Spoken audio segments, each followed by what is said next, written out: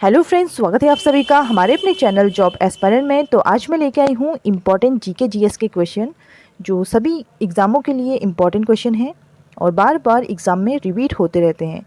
तो अभी हाल फिलहाल में एग्ज़ाम चल रहे हैं एसएससी एमटीएस का और ग्रुप डी का, तो सभी इम्पॉर्टेंट क्वेश्चन हैं। तो आइए फ्रेंड्स, बिना किसी देरी के स्टार्ट करते हैं हमारी वीडियो। मेरा फर्स्ट क्वेश्चन है, मृच्छकटिकम के लेखक कौन है? तो मृच्छकटिकम किसकी बुक है? इसका राइट आंसर रहेगा ऑप्शन ए शूद्रक। बात कर लेते हैं बाण भट्ट की बुक। तो बाण भट्ट की बुक है कादम्बरी और हर्ष चरित्र। तो हर्ष चरित्र और कादम्बरी ये बुक है बाण भट्ट की। अशु घोष की बुक की बात कर लेते हैं, इनकी जो बुक है वो है बुद्ध चरित्रम। विशाख दत्त जी की बात कर लेते हैं, तो इनकी जो बुक है वो है मुद्रा राक्षस। इसे एक जासूसी ग्रंथ भी कहा जाता है। तो ये सभी इंपॉर्टेंट बुक्स हैं जो रिपीटेड एग्जाम में होती रहती हैं। नेक्स्ट क्वेश्चन है, कोशिका की खोज किसने की? तो कोशिका की खोज किसने की? इसका राइट आंसर रहेगा ऑप्शन ए रॉबर्ट हुक ने। तो रॉबर्ट हुक ने की थी कोशिका की खोज। तो कोशिका से संबंधित कुछ इंपॉर्टेंट क्वेश्चन हैं, जैसे कोशिका की खोज की थी रॉबर्ट हुक ने। जीवित कोशिका की खोज किसने की? तो ल्यू वैन हॉक। तो जीवित कोशिका की खोज ल्यू वैन हॉक एंड कोशिका की खोज रॉबर्ट हुक ने। कोशिका का जो अध्ययन है उसे कहा जाता है साइटोलॉजी और कोशिका जो सिद्धांत है वो दिया था स्लाइडर एंड स्वान ने। तो ये इंपॉर्टेंट क्वेश्चन है 4 कोशिका से रिलेटेड, तो पूछे जाते हैं काफ़ी बार, आप कंफ्यूज मत होइएगा। नेक्स्ट क्वेश्चन है मेरा, निम्न में से कौन सा रोग विषाणु जनित है? तो विषाणु वायरस जनित रोग कौन सा है? इसका राइट आंसर रहेगा ऑप्शन बी रेबीज। तो रेबीज है विषाणु जनित या फिर वायरस डिजीज़ कहा जाता है इसे। बात कर लेते हैं प्लेग की। तो प्लेग है जीवाणु जनित बैक्टीरिया। तो बैक्टीरिया से होने वाला रोग है प्लेग। और रेबीज मैंने बता ही दिया, जैसे आपको वायरस से होता है या फिर विषाणु इसे कहा जाता है। तो टिटनेस की बात कर लेते हैं, ये जीवाणु से होने वाला रोग है, बैक्टीरिया से कहा जाता है। कुष्ठ रोग की बात कर लेते हैं, तो ये भी जीवाणु से होता है। तो सभी इम्पॉर्टेंट क्वेश्चंस हैं, तो सभी डिजीज़ पूछी जाती है काफ़ी बार कि कौन सा जीवाणु से होता है और कौन सा विषाणु से होता है। तो सभी इम्पॉर्टेंट है, याद रखिएगा। नेक्स्ट क्वेश्चन है, रामगंगा नेशनल पार्क किस राज्य में स्थित है? तो रामगंगा नेशनल पार्क ये उत्तराखंड में है। ऑप्शन बी इसका राइट आंसर रहेगा। तो Ramganga national park Jim Corbett national park है जो भारत का पहला नेशनल पार्क है। जिम कॉर्बेट नेशनल पार्क ये उत्तराखंड के नैनीताल में स्थित है और इसकी जो स्थापना हुई थी ये 1936 में हुई थी और हाल ही में इसका नाम चेंज करके रामगंगा नेशनल पार्क कर दिया गया है। तो इसलिए ये इंपॉर्टेंट क्वेश्चन बन जाता है, तो याद रखिएगा सभी इंपॉर्टेंट फैक्ट्स इसके। बात कर लेते हैं एराविकुलन और साइलेंट वैली नेशनल पार्क, ये केरल में स्थित है। कूनो, पन्ना, कान्हा ये जो नेशनल पार्क है ये मध्य प्रदेश में है। मॉर्निंग और नामदफा नेशनल पार्क ये है अरुणाचल प्रदेश में। तो अरुणाचल प्रदेश में कौन कौन से नेशनल पार्क है? ये है morning national park and Namdapha national park. Kaziranga, Manas, Nameri, Orang और रायमोना नेशनल पार्क ये सभी जो नेशनल पार्क हैं ये असम में स्थित है। तो ये इंपॉर्टेंट नेशनल पार्क भी आप याद रखिएगा। नेक्स्ट क्वेश्चन है, ऊंचाई मापने के लिए किस यंत्र का प्रयोग किया जाता है? Which instrument is use to measure heights? तो हाइट को मेज़र करने के लिए किसका यूज़ किया जाता है? इसका राइट आंसर होगा ऑप्शन ए अल्टीमीटर। तो इससे भी क्वेश्चन बनते हैं काफ़ी बार कि कौन से यंत्र का यूज़ कहाँ पे किया जाता है। तो अल्टीमीटर का यूज़ किया जाता है हाइट को मापने के लिए। हाइग्रोमीटर की बात कर लेते हैं, तो आर्द्रता मापने के लिए किया जाता है हाइग्रोमीटर का यूज़। बैरोमीटर का दाब मापने के लिए, एनीमोमीटर का हवा मापने के लिए। नेक्स्ट क्वेश्चन है, लोकटक झील किस राज्य में स्थित है? राइट आंसर रहेगा इसका ऑप्शन ए मणिपुर। तो मणिपुर में है लोकटक लेक और ये क्यों फेमस है? क्योंकि यहाँ पे एकमात्र तैरता हुआ नेशनल पार्क है काबुल लेमजाओ नेशनल पार्क। तो विश्व का एकमात्र तैरता हुआ नेशनल पार्क कहाँ स्थित है? लोकटक झील में स्थित है और ये मणिपुर में है। और जो नेशनल पार्क है वो है काबुल लेमजाओ नेशनल पार्क और यहाँ पर देखने को मिलते हैं संगाई हिरन। तो संगाई हिरन, डांसिंग डियर इन्हें कहा जाता है, तो ये यहाँ पर देखने को मिलते हैं। मणिपुर की बात कर लेते हैं, तो मणिपुर में लोकटक झील है। हिमाचल प्रदेश में रेणुका झील, अष्टमुदी झील है केरल में और दीपोर बिल झील है असम में। तो ये सभी इंपॉर्टेंट लेक्स हैं, याद रखिएगा। नेक्स्ट क्वेश्चन है, कोणार्क सूर्य मंदिर का कहाँ स्थित है? तो सन टेम्पल ऑफ कोणार्क ये लोकेटेड है ऑप्शन ए उड़ीसा में। तो उड़ीसा में लोकेटेड है कोणार्क टेम्पल। तो उड़ीसा में स्थित है। और इसका जो निर्माण है वो गंग वंश के नरसिम्हदेव फर्स्ट ने करवाया था। तो काफ़ी बार पूछा जा सकता है आपसे कि इसका निर्माण किसने करवाया था, तो गंग वंश आपको याद रखना है और उसके राजा थे नरसिम्हदेव फर्स्ट। और इसी को ब्लैक पैगोडा भी कहा जाता है। और ये मंदिर 100% सौर ऊर्जा से संचालित है। तो सौर ऊर्जा से संचालित है ये 100%। और महाराष्ट्र की बात कर लेते हैं तो महाराष्ट्र में एक फेमस मंदिर है एलोरा का कैलाश मंदिर।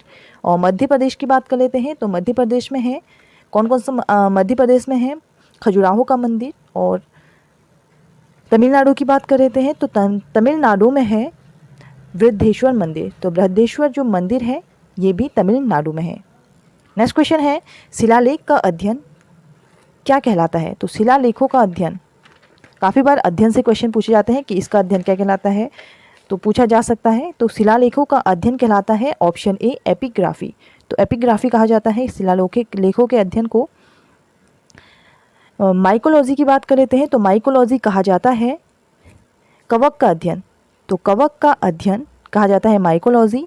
ऑन्कोलॉजी की बात करते हैं तो कैंसर का अध्ययन को कहा जाता है ऑन्कोलॉजी। साइकोलॉजी ये कोशिका का अध्ययन कहा जाता है, तो सॉरी साइटोलॉजी होगा ये, साइटोलॉजी, ऑप्शन डी होगा साइटोलॉजी। तो साइटोलॉजी आपको याद रखना है, टोलॉजी इसे कहा जाता है, ये कहा जाता है कोशिकाओं का अध्ययन।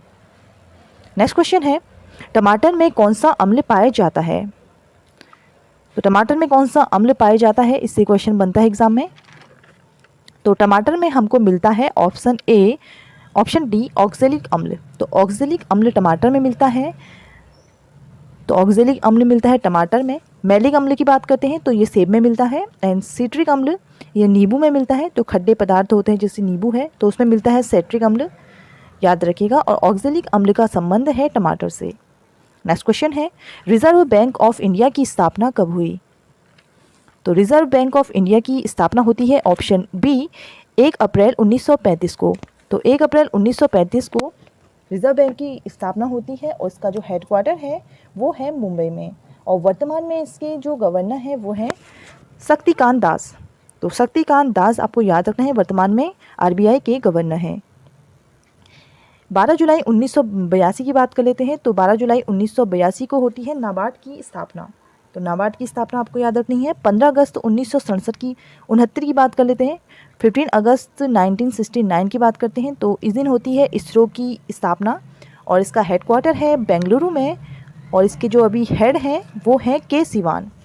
तो के सिवान इसरो के हेड हैं, अभी याद रखिएगा।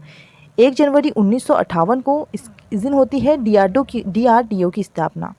तो डीआरडीओ की स्थापना भी आपको याद रखनी है, 1 जनवरी 1958 को होती है और इसका हेडक्वार्टर है दिल्ली में। और इसके अभी अध्यक्ष हैं, जो हेड हैं वो हैं सतीश रेड्डी जी। नेक्स्ट क्वेश्चन है ओजोन परत संरक्षण दिवस कब मनाया जाता है। तो ओजोन परत संरक्षण दिवस मनाया जाता है ऑप्शन सी 16 सितंबर को। तो 16 सितंबर को मनाया जाता है ओजोन परत संरक्षण दिवस। क्यों मनाया जाता है, क्योंकि इसी दिन ओजोन परत के संरक्षण के लिए 16 सितंबर 1987 को एक अंतर्राष्ट्रीय समझौता हुआ था जिसे मॉन्ट्रियल प्रोटोकॉल कहा जाता है। तो मॉन्ट्रियल स्थान है कनाडा में, तो वहीं पे होता है मॉन्ट्रियल प्रोटोकॉल। और इसका उद्देश्य था जो क्लोरोफ्लोरोकार्बन है उसको रोकना। तो क्योंकि क्लोरोफ्लोरोकार्बन है इसका प्रभाव पड़ता है ओजोन परत पर, जो इसका प्रभाव को रोकना या फिर कम करने के लिए ही ओजोन परत के संरक्षण के लिए मॉन्ट्रियल प्रोटोकॉल किया गया था 16 सितंबर 1987 को। तो इसीलिए 16 सितंबर को मनाया जाता है ओजोन परत संरक्षण दिवस। तो याद रखिएगा, इंपॉर्टेंट क्वेश्चन है, पूछा जा सकता है। 14 सितंबर की बात करते हैं तो 14 सितंबर को मनाया जाता है राष्ट्रीय हिंदी दिवस। तो हिंदी दिवस मनाया जाता है हिंदी डे। नेक्स्ट क्वेश्चन है अंतर्राष्ट्रीय क्रिकेट परिषद का मुख्यालय कहाँ स्थित है। तो अंतर्राष्ट्रीय क्रिकेट परिषद इंटरनेशनल क्रिकेट काउंसिल, इसका हेडक्वार्टर है ऑप्शन ए दुबई। तो दुबई संयुक्त अरब अमीरात में इसका मुख्यालय है, ऑप्शन ए इसका राइट आंसर होगा। यूएई दुबई में इसका हेडक्वार्टर है और इसकी स्थापना हुई थी 1919 में। तो 1919 में इसकी स्थापना हुई थी आईसीसी की। और इसका जो अभी अध्यक्ष है वो है ग्रेग बर्कले। तो ग्रेग बर्कले इसके अध्यक्ष है, याद रखिएगा। नेक्स्ट क्वेश्चन है, गांधी इरविन समझौता कब हुआ था? तो गांधी इरविन पैक्ट हुआ था ऑप्शन सी 1931 को। तो 5 मार्च 1931 को लंदन द्वितीय गोलमेज सम्मेलन के पूर्व महात्मा गांधी और तत्कालीन जो वायसराय थे लॉर्ड इरविन के बीच एक राजनीतिक समझौता हुआ था। इसी को कहा जाता है गांधी इरविन समझौता।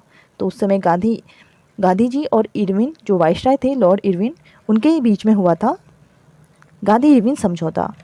और 1930 की बात करते हैं तो 1930 में क्या हुआ था? तो सबसे पहले हम बात कर लेते हैं 1923 की। तो 1923 में हुआ था स्वराज पार्टी। तो स्वराज पार्टी की स्थापना की थी CR दास और मोतीलाल नेहरू द्वारा। तो CR दास और मोतीलाल नेहरू ने किसकी स्थापना की थी? इसमें की थी स्वराज पार्टी की स्थापना। और 1930 की बात करते हैं तो 1930 में होता है सविनय अवज्ञा आंदोलन, और 31 में होता है गांधी इरविन समझौता, और 32 में होता है पूना पैक्ट। तो पूना पैक्ट किसके बीच हुआ था? ये हुआ था महात्मा गांधी जी और डॉक्टर भीमराव अंबेडकर जी के। तो इम्पॉर्टेंट क्वेश्चन है, सभी याद रखिएगा। नेक्स्ट क्वेश्चन है, भारत रत्न अवार्ड की शुरुआत कब हुई? तो किस वर्ष से हुआ थी शुरुआत भारत रत्न की? तो भारत रत्न की अवार्ड की शुरुआत होती है ऑप्शन सी इसका राइट आंसर होगा। तो 1954 1954। तो 1954 में स्टार्ट होता है भारत रत्न अवार्ड, और ये भारत का सर्वोच्च सम्मान है। तो सर्वोच्च सम्मान है भारत का, याद रखिएगा। और ये पहली बार 3 व्यक्तियों को दिया जाता है, जिसमें है doctor Sarvepalli Radhakrishnan, Rajagopalachari and CV Raman. तो ये तीनों को दिया जाता है 1954 में। पहली बार ये मरणोपरांत किसे दिया गया था? तो लाल बहादुर शास्त्री, आपको याद रखना है 1966 को इन्हें मरणोपरांत ये अवार्ड दिया गया था भारत रत्न। तो पहली बार मरणोपरांत ये अवार्ड मिलता है लाल बहादुर शास्त्री, और 1966 में दिया गया था लाल बहादुर शास्त्री को। पहली फर्स्ट महिला संगीतकार की बात कर लेते हैं। तो महिला संगीतकार, क्योंकि ये क्वेश्चन पूछा गया है अभी, तो सुब्बुलक्ष्मी। तो जी सुब्बुलक्ष्मी आपको याद रखना है। तो फर्स्ट महिला जो संगीतकार है उनको ये अवार्ड दिया गया था 1958 में। तो 1998 में उनको दिया गया था, 1998 आपको याद रखना है, सुब्बुलक्ष्मी को दिया गया था। और जो हमारी लता मंगेशकर जी हैं, तो लता मंगेशकर जी का भी हाल ही में निधन हुआ है, तो ये इम्पॉर्टेंट बन जाती है हमारे क्वेश्चन। तो लता मंगेशकर जी को ये अवार्ड दिया गया था 2001 में। तो 2001 में ये लता मंगेशकर जी को दिया गया था, और ये दूसरी महिला संगीतकार थी। तो इम्पॉर्टेंट है क्वेश्चन, याद रखिएगा। नेक्स्ट क्वेश्चन है, बिस्मिल्लाह खां का संबंध किस वाद्य यंत्र से है? तो बिस्मिल्लाह खां की बात कर लेते हैं। इनका संबंध है ऑप्शन ए शहनाई। तो शहनाई वादक हैं ये बिस्मिल्लाह खां, याद रखिएगा। इनका जो घराना है वो है बनारस घराना, और 2001 में इन्हें भारत रत्न से सम्मानित किया गया था। और 2001 में लता मंगेशकर जी के साथ बिस्मिल्लाह खां को भी अवार्ड दिया गया था, भारत रत्न अवार्ड। और 1980 में इन्हें पद्म विभूषण मिलता है, और 1968 में इन्हें दिया जाता है, 1968 में पद्म भूषण, एंड 1961 में इन्हें पद्मश्री से सम्मानित किया जाता है। तो इम्पॉर्टेंट क्वेश्चन है, शहनाई से इनका संबंध है। तो ये कुछ इंपॉर्टेंट क्वेश्चन थे फ्रेंड्स, और आप सभी के लिए क्वेश्चन है टुडे GK GS क्वेश्चन। ये है, पंडित रविशंकर का संबंध किस वाद्य यंत्र से है? तो पंडित रविशंकर आपको याद रखना है, इनका संबंध किससे है? तो ये क्वेश्चन आप सभी के लिए रहेगा। तो इसका राइट आंसर आपको कमेंट बॉक्स में कमेंट करके बताना है। ये काफ़ी इंपॉर्टेंट क्वेश्चन है, और ऐसे ही क्वेश्चन मैं लेके आऊँगी आप सभी के लिए। आपको मेरा सपोर्ट करना है फ्रेंड्स, तो आप सभी को सपोर्ट करना है। एंड वीडियो अगर अच्छी लगी है तो चैनल को सब्सक्राइब जरूर करें, और जो भी नए हैं वो सब्सक्राइब जरूर करें।